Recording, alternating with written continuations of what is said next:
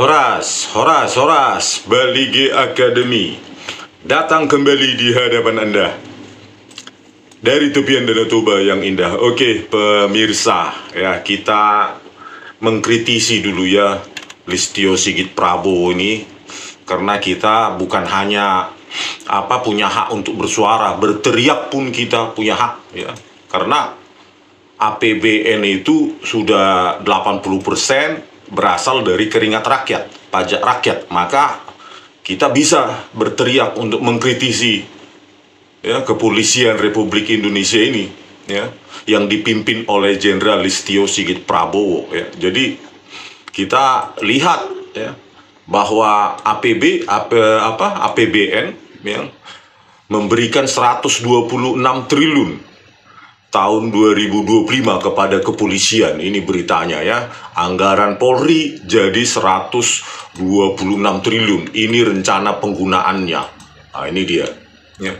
Menurut Kapolri, anggaran Polri tahun 2025 berdasarkan surat bersama Menkeu dan Menteri PPN pada tanggal 19 Juli ditetapkan 126 triliun, kemudian terdapat penambahan 600 miliar, sehingga alokasi anggaran tahun anggaran 2025 ditetapkan sebesar 126,62 triliun berdasarkan surat Menkeu tanggal 23 September 2024, kata Kapolri dalam rapat bersama Komisi 3 DPR Senayan Jakarta Senin 11 November 2024. Nah inilah kan besar sekali ya. Padahal anggaran TNI saja itu berapa itu? 160-an ya triliun. Itu udah 3 matra ya. Angkatan darat, angkatan laut, dan angkatan udara. Cuma dapat 165 triliun. Bayangkan itu. Ini kan besar sekali alokasi keringat rakyat kepada kepolisian ini ya. Bayangkan 126 triliun dari keringat rakyat, tetapi hasilnya apa? Ya, saya laporkan Tito Karnavian, Krisnamurti, Muhammad Noah Al-Azhar ya, yang telah merekayasa barang bukti digital, video CCTV secara barbar, brutal, biadab lewat Dumas Presisinya yang diluncurkan oleh Listio Sigit Prabowo sendiri. 6 kali saya laporkan. Tetapi hasilnya apa? Hasilnya cuma dibalas tidak berkadar pengawasan. Padahal saya sertakan 37 bukti ilmiah yang bisa didebat, yang bisa dibuka oleh siapapun, yang bisa diseminarkan ya. Itu pertanggungjawaban saya, tetapi cuma dibalas enteng, tidak berkadar pengawasan ya. Padahal Muhammad Noah Al-Azhar ini jelas-jelas merusak barang bukti digital dengan software gratisan FreeMic dan iRedSoft. Inilah 126 triliun, tetapi untuk memelihara para pengkhianat seperti ini, penipu semacam Muhammad Noah Al-Azhar ini. Apa? Ya, jadi bayangkan 126 triliun ini nanti dipakai untuk menggaji orang-orang pengkhianat semacam ini. Perekayasa seperti Muhammad Noah Al-Azhar sudah naik jabatan dia dari AKBP menjadi Kombes, komisaris besar, dan nanti dia kalau tidak diusut maka dia akan jadi pensiun, bahkan naik pangkat, naik jabatan, dan pensiun sampai mati. Keringat rakyat dipakai untuk membayar orang-orang semacam ini ya. Bayangkan itu 126 triliun. Itu kan keringat rakyat yang sangat besar ya. Setiap apapun item kita beli itu kena PPN 11%. Rencananya tahun 2025 sebentar lagi itu sudah 12%. Ya, meskipun ada wacana untuk mundur ya, tetap aja tapi orientasinya ke 12%. Inilah nggak menghargai Listio Sigit Prabowo ini ya. Pak Prabowo tolonglah Pak, pecat aja ini Pak, sudah terlalu lama dia, sudah hampir 4 tahun ya, diangkat mulai 21 Januari 2021, nanti kalau 21 Januari 2025 persis 4 tahun, tetapi nggak ada responsivitas ya, dan responsibilitas dari apanya ya, kinerjanya. Kita laporkan nggak ada apanya, ya, nggak ditanggapi, seolah-olah kita nggak ada rakyat itu gitu loh. Padahal saya menyertakan bukti yang bisa diuji oleh siapapun gitu loh. Inilah ya Mereka merekayasa mulai dari Tito Karnavian dan Krishnamurti, ya, Kapolda Metro Jaya 2016 dan Direktur Reskrimumnya. Dan ini si Muhammad Noah Lazar ini, ahli forensik digitalnya, dan Christopher Harimandrianto, nggak diapa-apain. Jadi apa gunanya 126 triliun? Harusnya kau Listio Sigit Prabowo berterima kasih sama saya bongkar itu untuk kau bersih-bersih. Ini malah kau diamkan. Sistem apaan itu? Dianggap tidak berkadar pengawasan. Ya? Harusnya ini dikurangi nih Pak Komisi 3 ini, jangan diiyakan semua ya. Belum lagi kita lihat wacana ini ya, terakhir ini ya, Kapolrestabes Semarang bernama Irwan Anwar ya, Kombes, menjadi perantara uang suap 800 juta antara Firly Bahuri, mantan ketua KPK, dan Syahrul Yassin Limpo. Bayangkan itu, mendapat jabatan dan sudah diperiksa dan tidak ditangkap. Ini ya, bayangkan nih, 800 juta uang suap antara dua pejabat negara dan dilakukan oleh Kapolrestabes Semarang ini ya, Irwan Anwar, di rumahnya di area Jakarta Selatan katanya, yang tidak diakui di LHKPN-nya ya. Sebuah rumah ya, 2 lantai, 1 lantai kos-kosan, lantai 2 tempat tinggalnya, dan itu menjadi tempat apa itu, suap menyuap itu, dan tidak dilaporkan di LHKPN. Bayangkan ini dia nih. Dia mengaku tidak punya rumah dan tidak punya mobil. Inilah kualitasnya orang ini, dan menjadi Kapolrestabes Semarang. Ini presisinya di mana ini Listio Sigit Prabowo? Kan harusnya kan kau pecat, kau pidanakan. Bayangkan menjadi perantara suap 800 juta di LHKPN juga bohong, tidak jujur. Padahal rumahnya besar, udah gitu di wilayah apa namanya, Jakarta Selatan ya, wali kota Jakarta Selatan ini diakui tidak punya rumah ya. Aduh, terus dia juga melakukan penyesatan publik pada saat konvers ya, kasus penembakan Gamma, siswa SMKN 4 Semarang ya. Dia bilang apa, Gamma ini pelaku tawuran pada saat konvers, bahkan masih juga dia bebal pada saat RDP di DPR mengatakan tawuran. Bayangkan ya, berseberangan dengan Propam Polda Jateng. Bayangkan ini penyesatan publik ya, ingin menyelamatkan dirinya ya, wibawanya sebagai Kapolrestabes Semarang, tetapi dengan cara menipu publik. Ya, orang semacam ini kalau diberikan wewenang untuk menangani kasus, siapa yang percaya ya? Pelaku perantara suap 800 juta, terus punya rumah besar 2 lantai di belakang kompleks apa namanya, wali kota Jakarta Selatan, tidak diakui ya di LHKPN-nya, penyesatan publik juga. Bayangkan ini 126 triliun menggaji orang-orang semacam ini, kan rakyat rugi Pak. Angkatlah pejabat yang khususnya kepolisian yang benar-benar bersih, yang hidup dari gajinya. Jangan sembunyi-sembunyi LHKPN, mengaku hanya 152 juta uangnya, hartanya, tidak punya motor, tidak punya mobil, tidak punya tanah, tidak punya bangunan. Mungkin lereng juga dia nggak punya ya, sepeda juga mungkin nggak punya dia ya.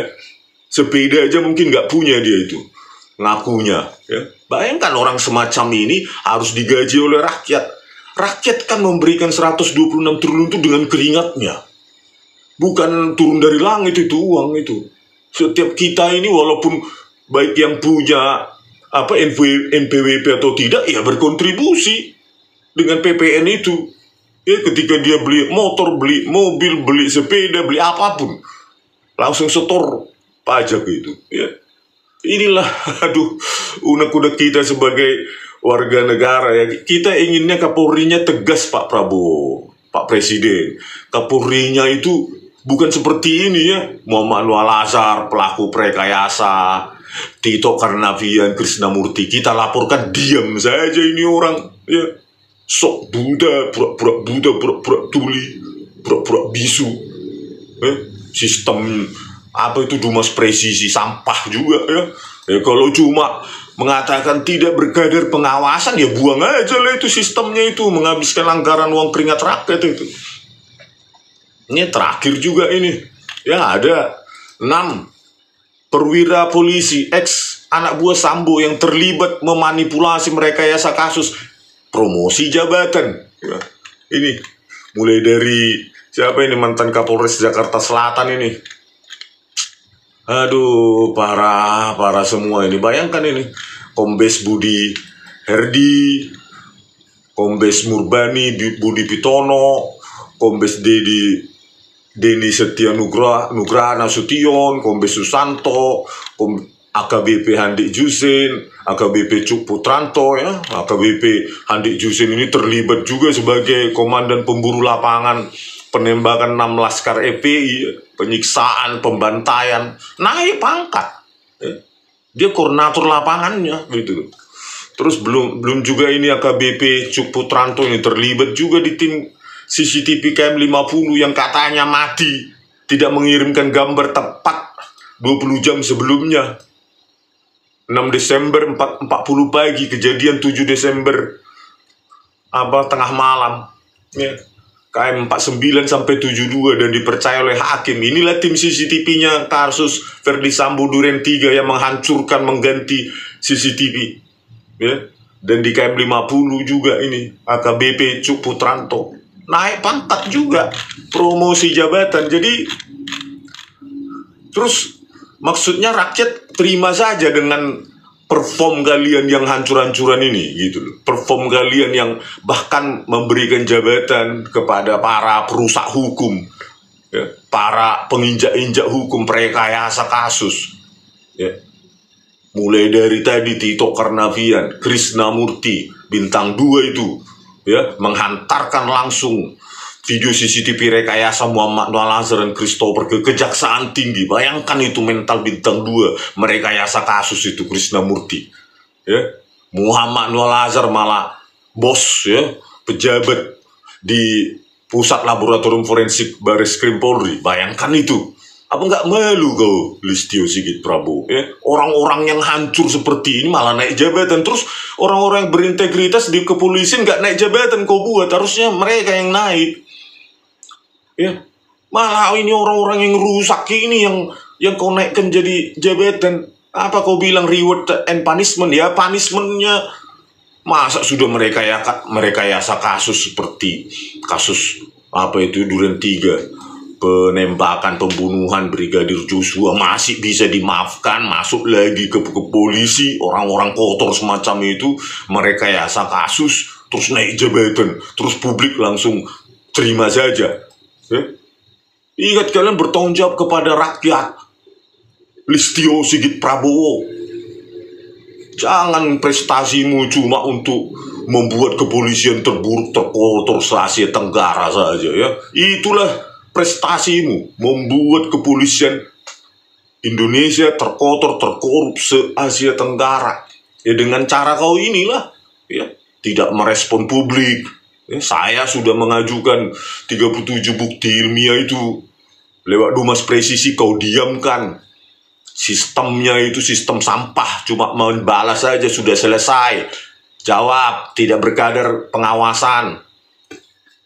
Bahkan ini Cuk Putranto dan lainnya, ya, Handik Jusin malah naik pangkat, promosi jabatan. Belum lagi Kapolres Tabes Semarang, bukannya kau pecat dan kau pidanakan, perantara 800 juta suap, ya. LHKPN nggak jujur, bohong, terus penyesatan publik. Aduh, kasus penembakan dan pembunuhan siswa bernama Gama Oktavandi di Semarang, dan tetap mengatakan Aibda Robik itu, Jainuddin mengatakan pelanggar. Bayangkan, menembaknya saja seperti berburu di hutan begitu. Masih di eufemisme, ya, dibuat eufemisme, diturunkan kadarnya menjadi pelanggar. Diksinya itu loh pelanggar, ya. Di CCTV aja dia cara menembaknya sudah seperti menembak binatang di kebun binatang kok. Di hutan bukan dianggap yang ditembak itu manusia. Itu kok malah dilabel pelanggar. Itu pembunuhan sadis loh. Itu kriminal.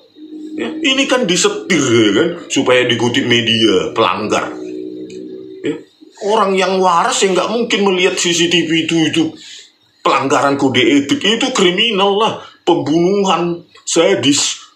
Ya, harusnya kan kau pecat itu, kau pidanakan itu Irwan Anwar itu, kombes apa itu. Rakyat tidak rela ya membayar orang-orang rusak semacam itu dari 126 triliun itu tiap tahun naik anggaran. Tiap tahun naik anggaran.